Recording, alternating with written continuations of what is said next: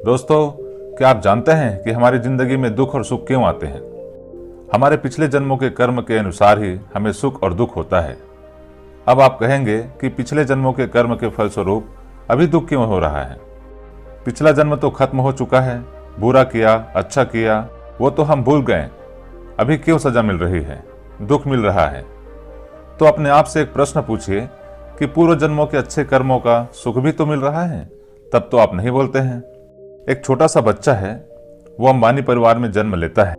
अब उसे जो सुख मिल रहा है तो हम कहते हैं कि वाह क्या जिंदगी है, क्या भाग्य है इसके, क्या कर्म है इसके, कुछ तो अच्छा कर्म किया होगा।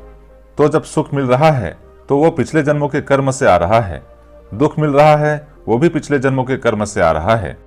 इस सिद्धांत को समझना बहुत जरूरी है कि अगर जीवन में सुखी रहना है, शांति चाहिए, आनंद में जीना है, तो इसको समझना पड़ेगा। एक उदाहरण से समझते हैं।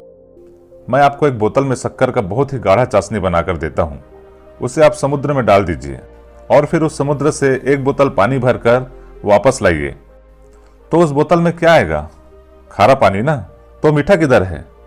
वो इसलिए कि खारा पानी बहुत ज्यादा है, मीठा कम हो गया। वैसे ही किसी के पिछले जन्म का पुण्य इतना है कि वो इस जन्म में पाप भी कर रहा है तो भी सुख में है। तो हम सोचते हैं कि ये तो पापी व्यक्ति है, फिर भी इसको सुख मिल रहा है क्योंकि वो पिछले जन्म का है।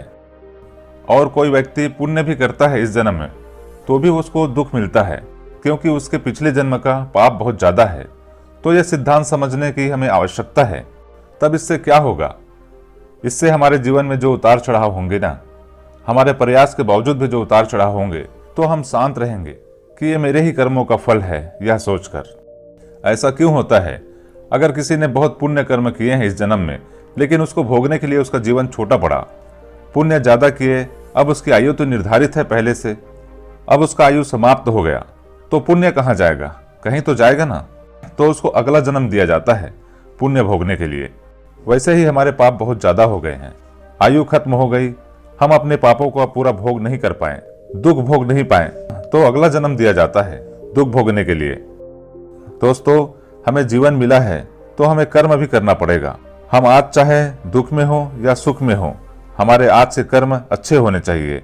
आप पुण्य कर्म करें या पाप कर्म, ये आप पर निर्भर करता है। आप अपने कर्म के लिए आजाद हैं।